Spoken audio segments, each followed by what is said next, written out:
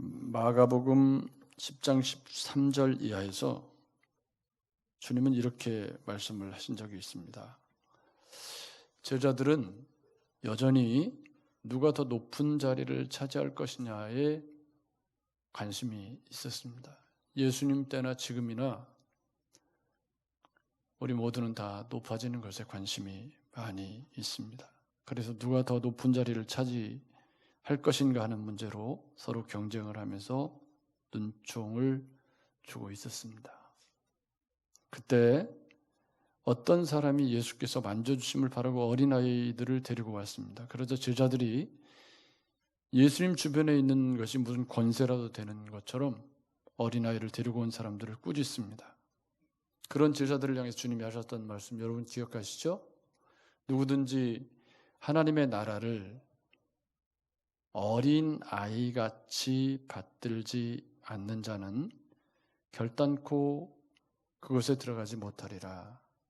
여기 어린 아이같이 하나님의 나라를 받든다 라는 것이 무엇일까? 우리가 잘 아는 것처럼 어린 아이처럼 하나님의 나라를 받든다는 것은 믿음의 단순성에 있습니다. 어른으로 가면 갈수록 생각이 많아지고 의심이 많아지고 복잡해지는 겁니다. 그죠? 이해관계를 더 많이 따지게 되고 어린아이일수록 단순하게 말하면 그저 단순하게 믿는 거죠. 그게 전부인 줄 알고 그것에 올인하는 거죠. 근데 생각이 많아지면 절대로 견고한 삶을 살아갈 수가 없습니다. 가끔 남자분들 가운데 절대 내비 말도 안 듣고 아내 말도 안 듣고 내가 가는 길이 옳다 그래서 뺑뺑 도는 남자들도 가끔 있다고 그러더라고요.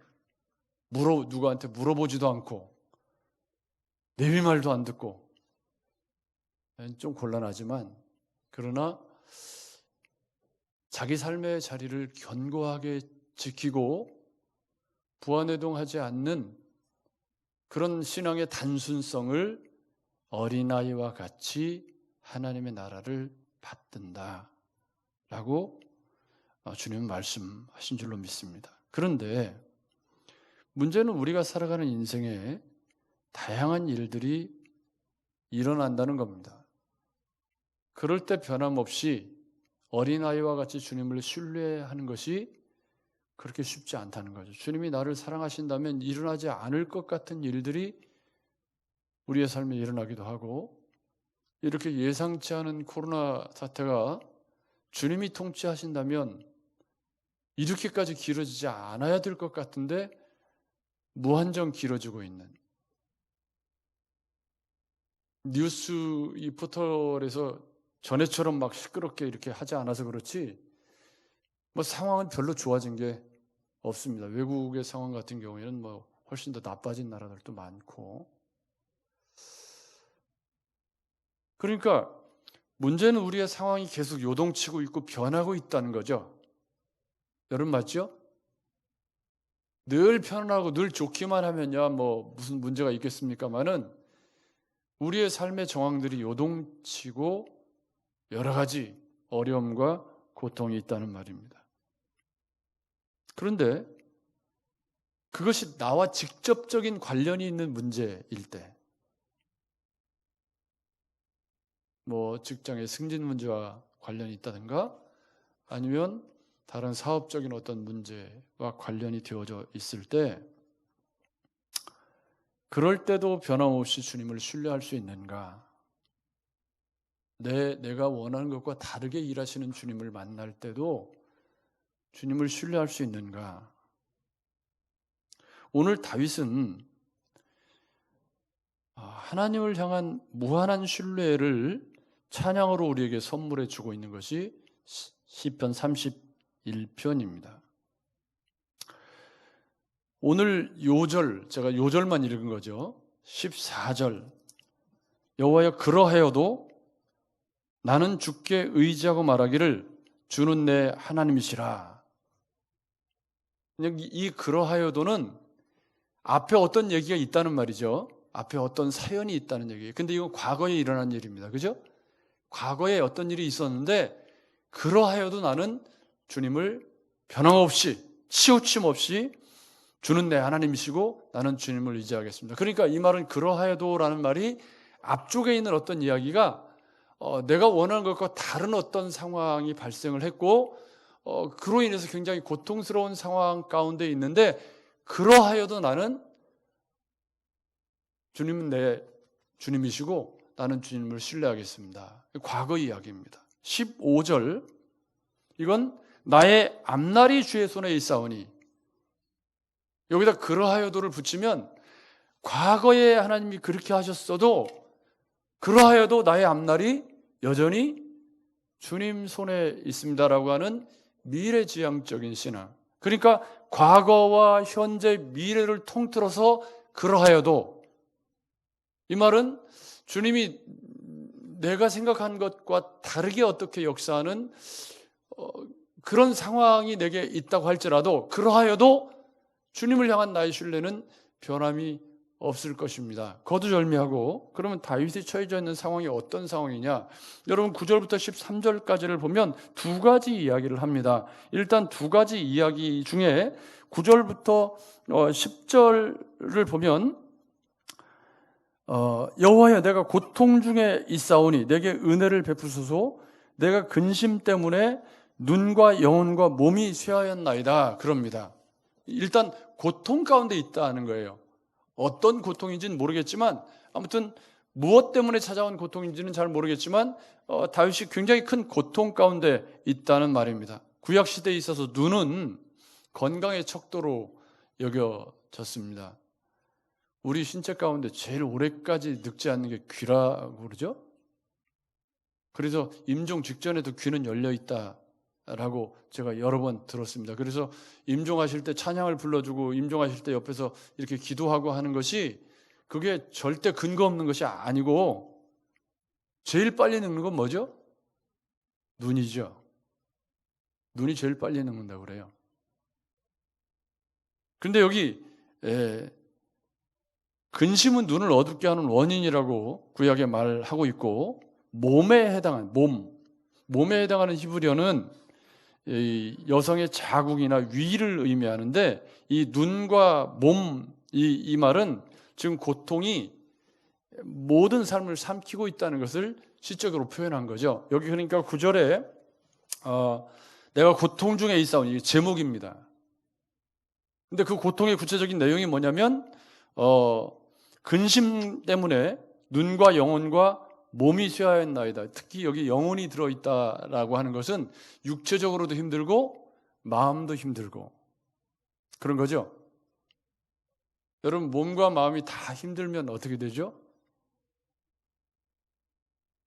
혹시 우리 가운데 그런 분들이 안 계셨으면 좋겠습니다. 해마다 이맘때가 되면 반갑지 않은 손님이 찾아오죠. 그걸 남자들에게는 가을 탄다 그러는데 잠이 잘 안 오고 밤에 괜히 생각이 많아지고 그리고 뭐 나쁜 생각이 자꾸 찾아오고 아마 저만 그런 건 아닐걸요? 다 비슷하실 겁니다. 근데 이제 저는 59년째 맞이하고 있는데 59년째 맞이해도 적응이 안 돼요, 이것이. 이상하게 밤에 잠이 안 옵니다, 요즘에. 그래서 일부러 낮에 이렇게 막 몸을 피곤하게 하고 저녁에 깊은 잠을 자기 위해서 해도 그런 거 관계없이 머리만 대면 주무시는 분은 복 받으신 분들이고 저같이 이제 트리플 A형 좀 예민한 사람은 여지없이 봄, 가을 환절기 되면 상당히 잠이 잘 안 옵니다. 그래서 저도 이제 나름대로 요령을 가지고 잠을 잘 자기 위해서 낮에 이렇게 막 격렬하게 조금 활동을 하려고 애를 쓰는 편인데 여러분 그러다 보면 부정적인 생각들이 찾아오고 거기다가 몸이 좀 아프고 그러면 자꾸 나쁜 생각이 들어오고 사람들을 의심하게 되고 부정적인 말을 하게 되고 그렇게 되는 거 아닙니까? 여러분 맞죠? 그만큼 인생 살았으면 이제 그쯤 됐으면 이 계절 되면 항상 그러지 그러고 너 저리 가 그리고 치우고서 이겨야 되는데 아직도 그거 못 이겨가지고 질질 끌려가는 사람들이 있어요. 그러시면 안 되는 거죠. 이맘때 되면 생각이 많아진다. 그리고 치워야죠. 왜냐하면 하루 이틀 산 거 아니고 지금 오랜 세월 살아오셨잖아요. 그죠? 여러분 맞죠?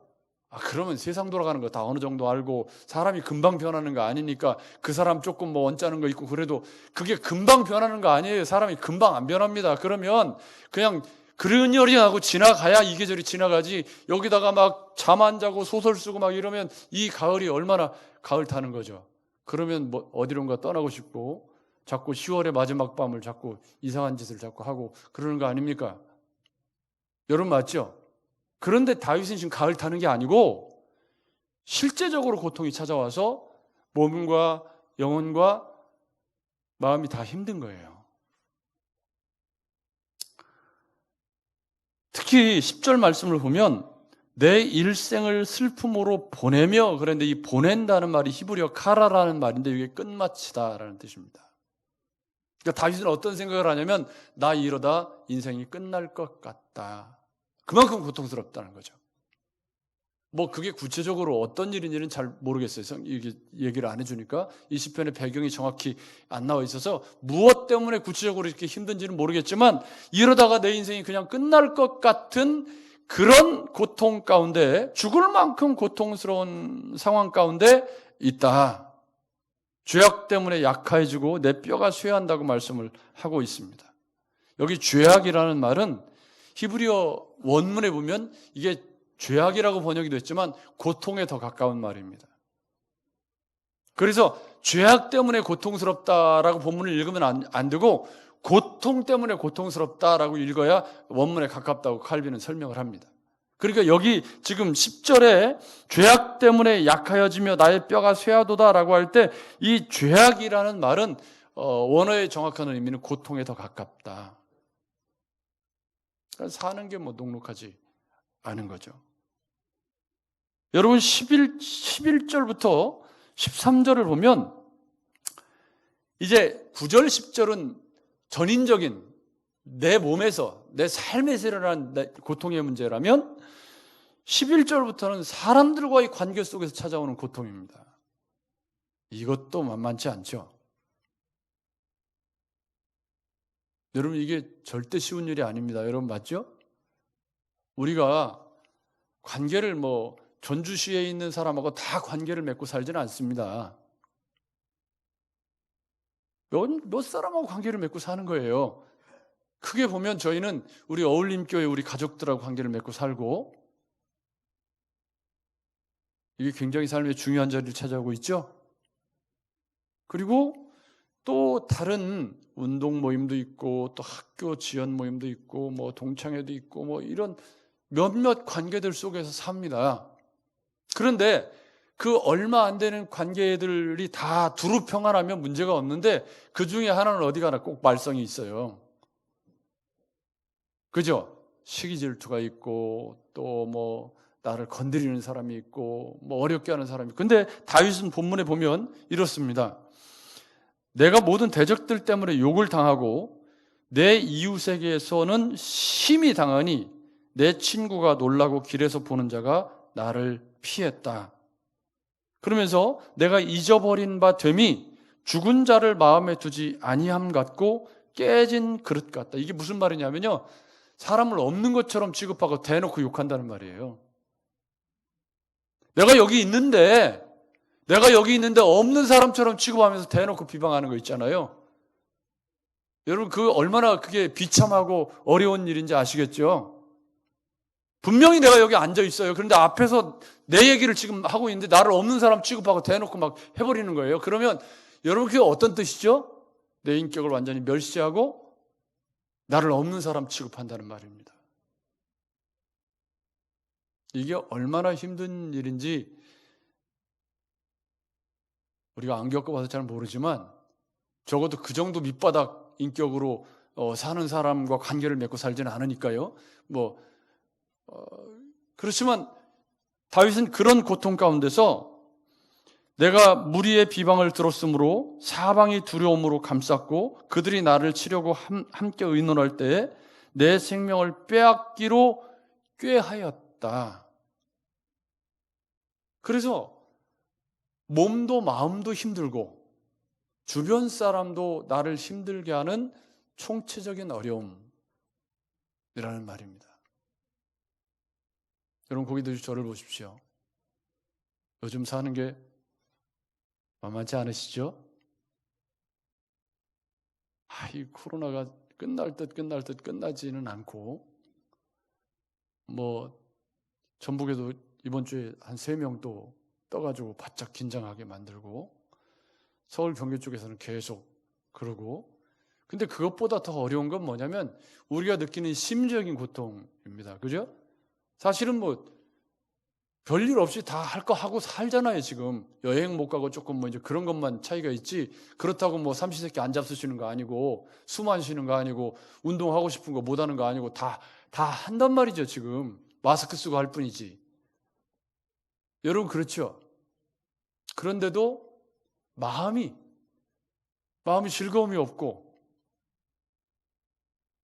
여러분 우리 시대가 그렇잖아요. 깔깔깔깔 크게 웃기도 그렇고, 경기가 어렵다고 막 다 그러고, 또 도산했다는 소리가 들리고 그로 인해서 반사이익을 얻는 사람도 있긴 하지만, 그러니까 어렵다는 마음이 우리 속에 이렇게 마음 밑바닥에 깔려 있어서 마음대로 웃지도 못하겠고 뭘 하면 안 될 것 같고, 저는요 올해 2월 달부터 지금 11월 될 때까지 사진을 찍어서 웹사이트에 어떤 풍경 갤러리나 이런 데 올리는 일을 한 번도 하지 않았습니다. 왜냐하면 그것이 죄스러워서 해서는 안 될 것 같은, 다들 힘들고 어려운 시기에 그래서는 안 될 것 같은 제 안에 그런 마음이 들어서 어떤 사이트에도 사진을 올리지 않고 그저 우리 교회 PPT에 올리는 걸로 만족하고 제 블로그에 이렇게 올리는 것으로, 그런 용도로 사용을 하면서 한 해를 지금 보내고 있습니다. 그것은 제가 목회자로서 갖는 최소한의 삶에 대한, 코로나 시대를 사는 것에 대한 예의다라고 스스로 생각하면서 그렇게 하는 거죠. 물론 어디를 많이 가지도 못했지만. 그러니까 사실은 우리가 어렵다 하지만 여 9절부터 13절에 있는 다윗의 어려움과 비교해 보면 어려운 것도 아닌 거죠. 여러분 맞죠? 그런데 14절 다시 같이 읽어볼까요? 시작. 여호와여 그러하여도 나는 주께 의지하고 말하기를 주는 내 하나님이시라. 아멘. 아멘. 아멘. 여러분, 저는 삶의 시간이 쌓여가면 쌓여갈수록 우리 인생의 가장 소중한 가치는 우리가 쌓아온 삶의 자리를 성실하게 잘 지켜내는 것에 있다. 그것이 교회라면, 믿음의 공동체라면 좋은 일도 있고 나쁜 일도 있고 어려울 때도 있고 좋을 때도 있고 그렇죠. 그렇지만 그 삶의 자리를 쓰던 달던 기쁘던 슬프던 그 자리에 계속 있는 것이 인생을 견고하게 만드는 것이지, 무슨 일만 생기면 홀딱 자리 털고 일어나는 그런 삶을 살아가는 사람은 어디를 가서도 존중받기 어렵습니다. 그것이 무슨 운동하는 동호회든지 아니면 다른 어떤 사람들과의 관계에서도 똑같습니다. 적어도 이제 저처럼 60 가까이 다가오고 60이 넘어간 그런 인생에서 더욱더 그렇습니다. 여러분, 인생의 연조가 쌓이면 쌓일수록 자기가 살아온 삶의 자리를 잘 견고하게 유지하는 것을 잘 해야 그게 존중받는 인생이 되고 인격적인 그런 사랑받는 인생이 되는 거지, 맨날 싸우고 관계 깨고 뒤돌아서고 그렇게 인생을 살아가는 사람은 어디를 가도 환영받지 않아서 노년이 더 쓸쓸하게 마련입니다.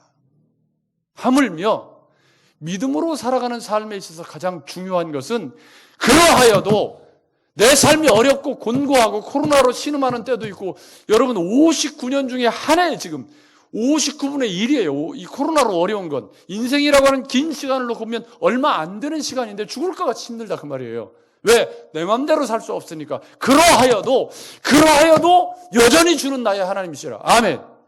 아멘. 이게 믿음입니다. 이게 어린아이 같은 믿음이 하는 일이죠. 그러하여도의 신앙. 인간관계 속에서 저 사람이 내 마음대로 잘 안 되고 좀 언짢은 일이 있어도 그러하여도 그 관계를 계속해 나가는 게, 그게 인생이지. 어떻게 다 내 마음대로 안 된다고 해서 관계 끊고 뒤집고 그렇게 살아갈 수, 그런 인생이 아니잖아요, 여러분. 그렇지 않습니까? 인생이라고 하는 긴 여정 속에 별별 일들이 다 일어날 때 그러하여도 나는 주님을 신뢰하는 믿음으로 내 삶의 자리를 지키고 관계를 유지해 나가면서 신뢰를 쌓아가는 게 그게 견고한 인생으로 가는 것이지. 무슨 일만 생기면 나 교회 안 나가. 무슨 일만 생기면 나는 그만 나갈래. 이렇게 관계를 깨트려 간다면 얼마나 그 인생이 볼품없고 외로운 인생이 되겠습니까? 여러분, 다윗의 위대함은, 믿음의 영웅들의 위대함은 그들이 삶에 아무런 고난이 없었다는 것에 있지 않습니다. 그들도 다 우리처럼 어려웠고 고통스럽고 힘든 시기를 다 보냈고 배신당했고요. 자식이 발뒤꿈치를 드는 어려움을 겪었고요.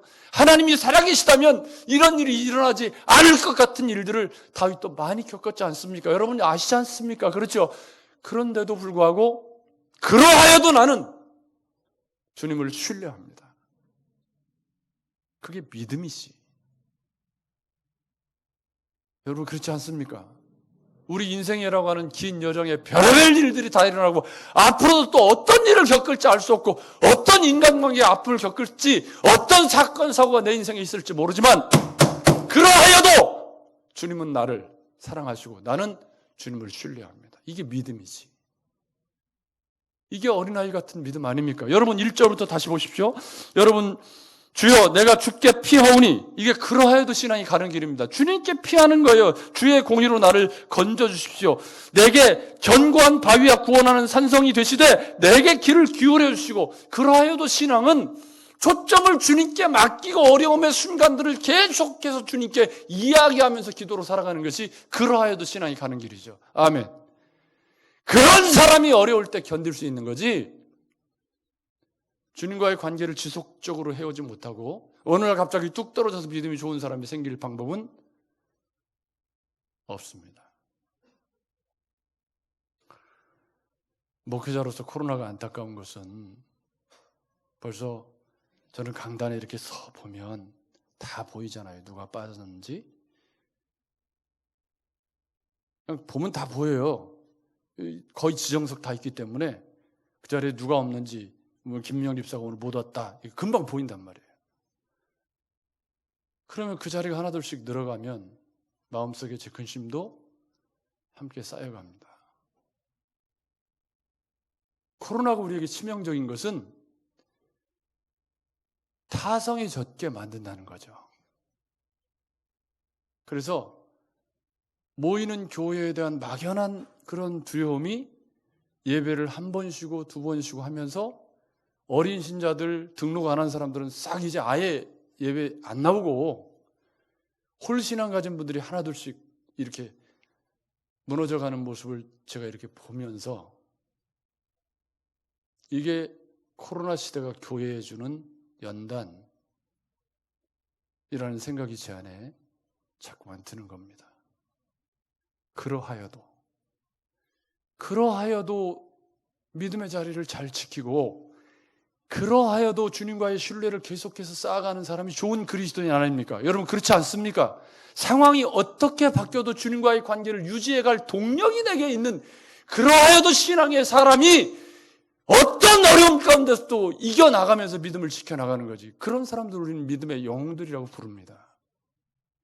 여러분 5절 보십시오. 내가 나의 영을 주의 손에 부탁하나이다. 진리의 하나님 여호와여 나를 속량하셨나이다. 이 내가 나의 영혼을 주의 손에 부탁하나이다. 이게 어디에 인용됐단 말이죠? 주님이 십자가에 달리실 때 마지막 가상 7원으로 하셨던 말씀을 이 말씀에서 인용했던 겁니다. 주님은 다윗이 그 믿음 가지고 자기의 영혼을 주님께 그러하여도의 신앙으로 내 영혼을 주님께 의탁합니다라고 고백했던 시편 31편 5절에 있는 말씀을 주님이 마지막에 인용하시면서 다윗의 신앙의 발을 쑥 들어주셨습니다. 이게 그러하여도 신앙이다.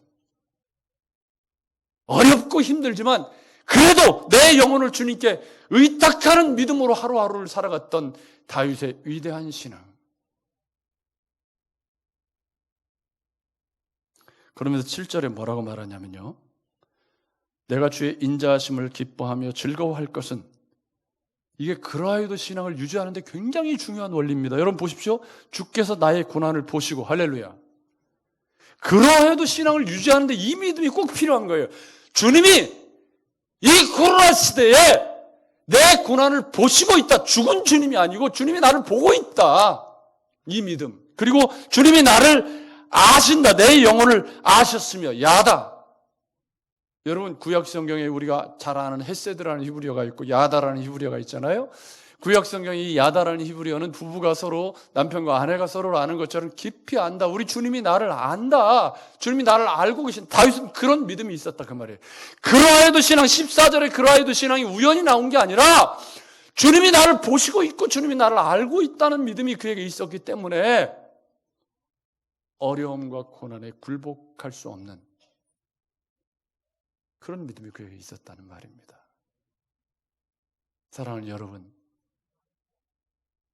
우리 주님이 여러분을 보시고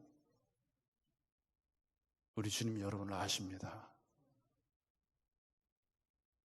여러분이 어떻게 느끼는가에는 차이가 있을 수 있지만 성경은 일관되게 목자이신 주님은 양의 머리털까지 다 세신 바 되었고 양의 목소리를 하나하나 다 구분해서 다 알고 계신다고 일관되게 구약 신약이 말씀하고 있습니다. 그러해도 신앙이 우연히 나온 게 아니고요. 다윗은 그렇게 주님이 보시고 아신다는 믿음이 그에게, 확신이 그에게 있었기 때문에 이러한 어려움에 질 수 없었던 겁니다. 여러분, 코로나에게 져서 타협하고 흘러 떠내려가고 예배로부터 멀어지고 말씀으로부터 멀어져서 종래에는 그리스도인인지 알 수조차 없는 그런 삶으로 우리가 떨어져 갈까 두려운 마음을 가지셔야 합니다. 여러분, 우리 그리스도인들에게는 코로나가 굉장히 치명적인 독입니다. 예배가 자유롭지 못하다는 것이 우리를 효과적으로 죽이는 사단의 전략일 수 있습니다. 이러할 때, 그러하여도 내 삶의 자리에서 말씀을 보면서 주님은 여전히 나를 사랑하시는, 나를 아시고 나를 보시는 분이라는 확신 가지고 믿음으로 이겨나가는 일, 우리에게 너무 중요한 일 아닙니까? 두 번째는 내 앞날이 주님께 있다. 나의 앞날이 주의 손에 있사오니 내 원수들과 나를 핍박하는 자들의 손에서 나를 건져 주소서, 그럽니다. 여러분, 그러하여도 신앙이 가는 길은 우리의 장래가 불안할 수 있습니다. 야, 이 상태로 계속 가면 이거 어떻게 될까? 갑자기 코로나가, 여러분, 내일 일은 내일이 염려할 것이요 한날의 괴로움은 그날의 족하다는 말씀을 우리가 들어서 알고 있는데도 내일 일이 염려가 되나요, 안 되나요? 염려가 안 되면 사람이 아니지. 여러분 맞죠? 저는 은퇴하고 나면 과연 생활이 가능할까? 가끔 그런 생각이 들 때가 있어요. 뭐 하는 것도 없고 연금 나올 때도 없는 것 같고, 그런 생각이 마음속에 들어오면 염려의 세계관이 속에서 무럭무럭 자라기 시작합니다. 인색해지기 시작하죠. 신경질적으로 변해가기 시작합니다. 뜻대로, 그렇다고 해서 뜻대로 갑자기 잘 되는 것도 아니잖아요. 갑자기 뭐 반을 뚝 떼서 저축할 수도 없는 노릇이고요. 염려는 우리의 삶을 갉아먹는 주범입니다. 미래가 보이지 않을 수도 있습니다. 왜요? 내일 일은 내일이 주인이기 때문에 미래가 안 보이는 게 맞아요. 여러분, 안 보이는 게 맞죠? 제가 우리 아들들하고 자주 대화를 합니다. 내가 너희 나이 때 내가 목회자가 되기를 처음부터 꿈꾸고 막 목회자가 되기 위해서 열망하며 달려온 인생이 나는 아니다. 나는 음악을 했고 방황하고 굴러다니다가 좀 죄송한 표현이지만 얻어 걸려가지고 혹 껴서 목회자가 됐다. 인생은 목적을 가지고 한 목표를 향해서 달려가면서 그 목적을 이루는 사람도 있지만 이 땅의 대부분의 사람들은 갈 바를 알지 못하고 살다가 그런 삶의 여정 속에 길을 찾아가는 그런 여정이 더 많다. 제가 우리 아들들과 하는 얘기입니다. 내가 너네들 나이에 갈 바를 알지 못하고 헤매고 있었다. 뭘 해야 될지도 모르겠고 음악을 전공했지만 그걸로 밥 벌어먹기는 어려울 것 같고 그래서 사는 게 너무 힘들어서 28살 때 내가 학교 옥상에 올라가서 뛰어내리려고 했던 적도 있고 그렇다. 여러분 앞날을 생각하면 답답할 수 있습니다.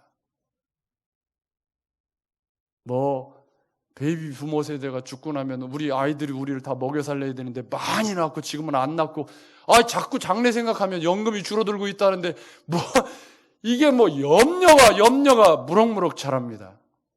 여러분 맞죠? 그런데 다윗은 그러하여도 신앙이 가는 길은 나의 앞날도 지나온 삶도 주님이 여기까지 인도하셨지만 나의 앞날도 주님의 손에 있습니다. 여러분 다시 15절을 읽어보십시오. 나의 앞날이 주의 손에 있사오니 나를 구원하소서. 그럽니다. 그래서 그런 확신을 가지고 다윗이 죽게 피하는 자가 19절 이하에 죽게 피하는 자를 위하여 인생 앞에 베푸신 은혜가 어찌 그리 크신지요. 여러분 지금 상황이 변한 겁니까? 아닙니다. 다윗의 상황이 변했나요? 아닙니다. 그럼 뭐가 변한 거죠? 마음의 방향이 바뀐 겁니다. 그러하여도 나는 주님을 신뢰합니다. 여러분 그 믿음 가지고 내 앞날이 주님께 있다고 믿고 그리고 주님을 찬양하니까 상황이 바뀐 게 아니라 뭐가 바뀌었죠? 믿음이 바뀐 겁니다. 그게 믿음이 하는 일입니다. 여러분 고개 두시 저를 보십시오. 앞날을 막 염려하고 막 걱정하고 막 한다고 그래서 그게 그렇게 내 마음대로 되는 일 아니지 않습니까?